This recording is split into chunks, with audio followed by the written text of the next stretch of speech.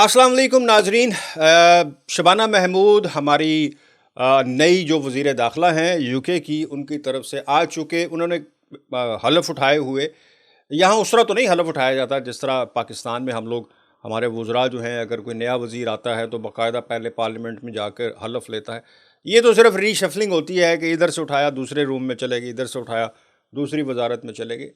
तो उनको चूँकि आज उनकी ऑफिशियली पहली मीटिंग थी और उसके बाद जो यहाँ का ब्रिटिश मीडिया है, स्काई न्यूज़, बीबीसी, बड़े बड़े न्यूज़ चैनल्स, वो उसको रिपोर्ट कर रहे हैं कि जी जो नई होम सेक्रेटरी हैं शबाना महमूद, उन्होंने ये एक अंदिया दिया है कि हम उन मुल्कों के लिए वीज़े मनसूख कर सकते हैं जो अपने रिफ्यूज्ड असाइलम सीकर्स को वापस नहीं लेते हैं।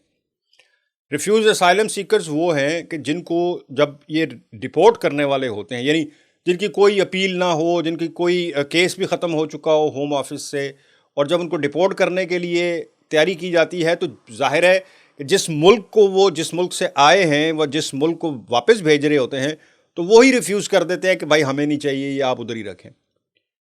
अपने हिसाब से तो वो मुल्क उस बंदे के लिए बेहतरी सोच रहा होता है कि अगर हम इस इनकार कर देंगे तो जाहिर है कि वहीं रहना पड़ेगा और उनके पास और तो कोई ऑप्शन होगी नहीं, तो इसकी कोई बेहतरी हो जाएगी, शायद इसको यहाँ वीज़ा मिल जाए। ये एक बहुत बड़ा प्रॉब्लम था डिपोर्ट होने वाले लोगों के लिए, क्योंकि जब आपका मुल्क ही अच्छा। और यहाँ के माहिरीन जो हैं वो जिन 4 मुल्कों के नाम ले रहे हैं जो सरे फहरिस्त हैं यानी इस काम में, उनमें एक है इंडिया, पाकिस्तान, बांग्लादेश और नेपाल। ये 4 मुल्क जो हैं, यहाँ के माहिरीन कह रहे हैं कि ये वो 4 मुल्क हैं जो इस वक्त सरे फहरिस्त हैं, जो हमेशा इनकार कर देते हैं जब भी उनके लोगों को यहाँ से कोई डिपोर्टी या जिनको डिपोर्ट करना होता था, रिफ्यूज असाइलम सीकर्स को, जिनकी कोई यहाँ ग्राउंड नहीं होती वीज़े की, तो फिर वहाँ से हमें इनकार हो जाता है कि नहीं भाई, इनको मत भेजना, हम नहीं ले रहे, हम नहीं जानते इनको, या हाँ हम नहीं लेंगे। तो उनके लिए प्रॉब्लम बन जाती है कि अब इनको कहाँ भेजा जाए। अब होगा क्या?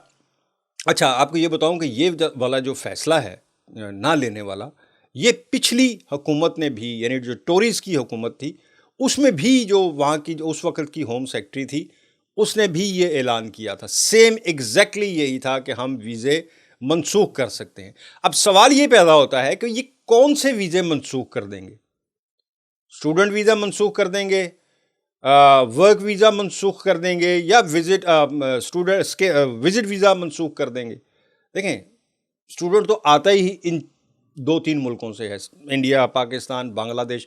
अमेरिका से तो कोई नहीं आता ना यहाँ पढ़ने के लिए। इन्हीं 4 मुल्कों से, 4-5 मुल्कों से जो है वो ज़्यादातर, और रेवेन्यू जो है यहाँ का बहुत बड़ा जनरेट हो रहा है।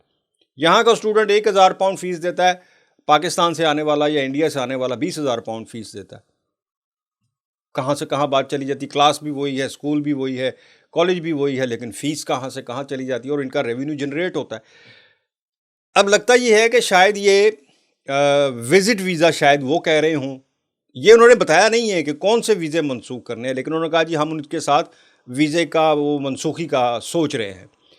सो अल्लाह बेहतर जाने कि वो कौन से वीज़े मनसूख करना चाहते हैं। लेकिन बहरहाल शबाना महमूद को अपनी इस वजारत पर पाँव जमाने के लिए और अपना, क्योंकि सबसे ज़्यादा प्रेशर, मेरे पिछले वीलॉग में भी मैंने ये कहा था कि इस वक्त इस हुकूमत या पिछली हुकूमत, वो भी इमिग्रेशन की वजह से, क्योंकि इमिग्रेशन पर उनकी ग्रिप अच्छी नहीं थी, वो नाकाम हुए थे, उनको वोट नहीं मिला, पूरी हुकूमत गिर गई सिर्फ इमिग्रेशन के एक इशू के ऊपर।